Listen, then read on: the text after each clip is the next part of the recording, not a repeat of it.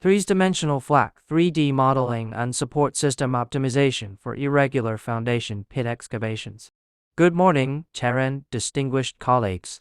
I am Assistant Professor Chang in the Department of Civil Engineering and Hazard Mitigation at China University of Technology, Taiwan. Today I will present three-dimensional FLAC3D modeling and support system optimization for irregular foundation pit excavation.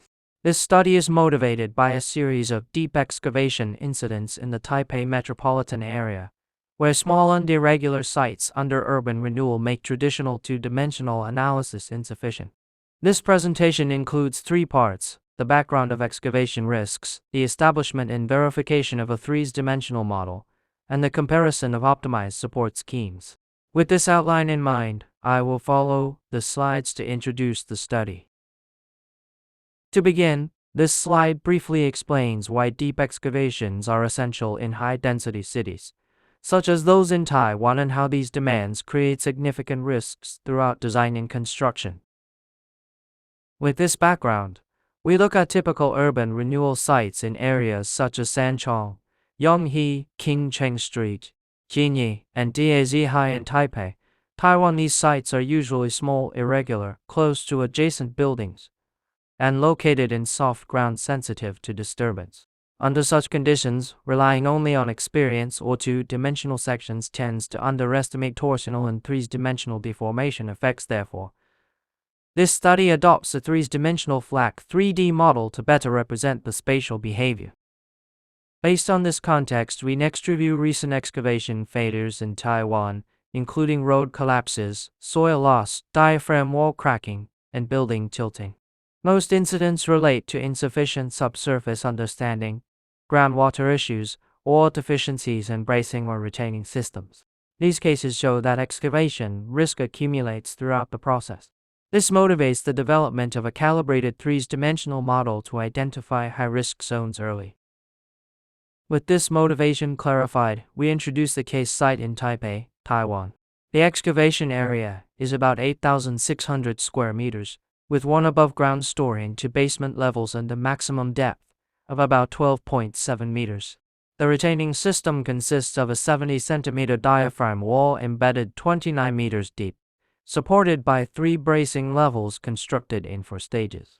The site is an irregular polygon closely bordered by roads and adjacent buildings, giving the deformation pattern a strong three-dimensional character. After understanding the geometry, we look at investigation and monitoring data. While deformation records reveal dominant trends, soil profiles clarify the layering of fill and clay, and material parameters such as modulus, friction angle, cohesion, and unit weight are assigned to each layer. These inputs allow the model to be checked against monitoring results. With the monitoring data established, we examine the actual field deformation. Photos show torsional bracing deformation, diaphragm wall cracking, and localized seepage, and the plan marks high deformation zones. These observations help verify whether the three-dimensional model can reproduce similar behavior patterns. With field behavior clarified, we enter the second part, the three-dimensional simulation. The focus is building a model reflecting the irregular geometry in soil, layering and verifying whether it can serve as a reliable basis for design. This slide shows the model configuration. The diaphragm wall and bracing follow the actual layout, and soil layers are divided according to investigation results. The model aims to identify potential high deformation or high stress zones and provide a platform for comparing support schemes. With the model established, we verify it against monitored deformation. A deformation potential zone appears early, mainly where clay thickness or stiffness varies, consistent with field measurements. The correlation exceeds 90%, showing the model is sufficiently reliable for further analysis. Using the verified model, we categorize the site into 3 deformation zones. Area 1 lies outside the potential zone and shows small, stable inward compression. Area 2 deforms primarily along the northeast-southwest axis. Area 3 shows the strongest disturbance, combining northwest-southeast and northeast movements. This non-nonlinear behavior is governed by geometry and soil conditions, so uniform bracing cannot respond effectively. From a numerical standpoint, deformation is about 2.5 mm in Area 1, about 2.7 to 3.2 mm in Area 2, and about 2.9 mm in Area 3. These differences reflect soil heterogeneity, and bracing stiffness support design must therefore follow an RA-specific strategy, reinforcing high-risk zones rather than distributing members uniformly. With zoning clarified, we now examine the axial force behavior of the bracing system. With the deformation zones established, we compare simulated axial forces with measured values. The predicted ranges match field behavior, and stress concentration appears in Area 3, consistent with observed torsional failures. Although 11 east-west braces were added on the north side, their orientation did not align with the deformation axis, limiting their effectiveness. With the model verified, we move to design evaluation. This section compares the original design with 3 optimized support schemes in terms of deformation, internal forces, and cost. We begin with the original design in Scheme 1. In the original layout, Area 3 shows strong northwest and northeast compression, and the 11 east-west braces offer limited improvement because their direction does not fit the deformation axis.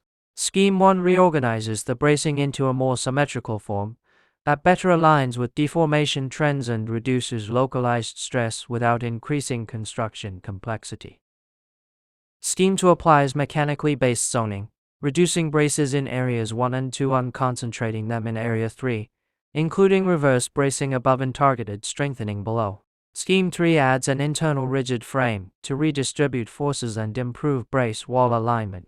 Scheme 2 emphasizes economy, while Scheme 3 provides higher stability.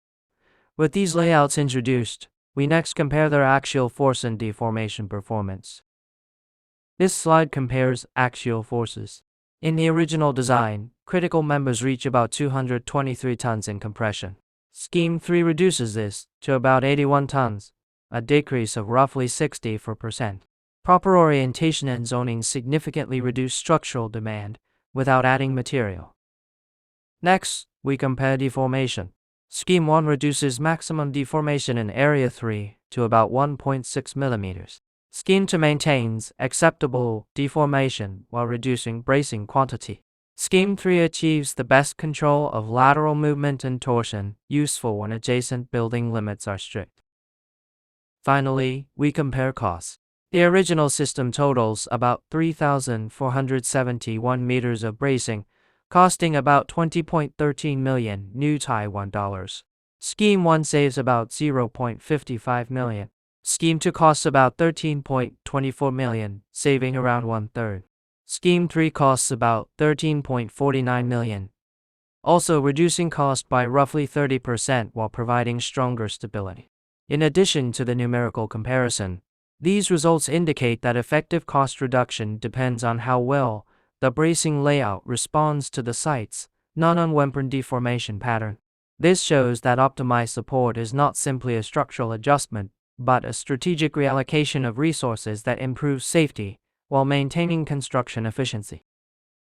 In summary, this study establishes a verified FLAC3D model for an irregular excavation site and proposes 3 optimized support schemes.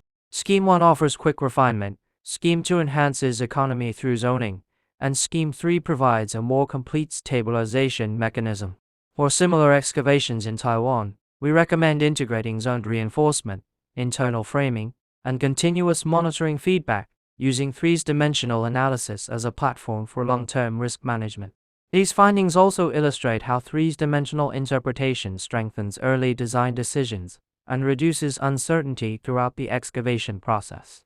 As urban sites in Taiwan continue to become more compact and irregular, such integrated strategies will remain essential for ensuring safety and achieving more reliable project performance.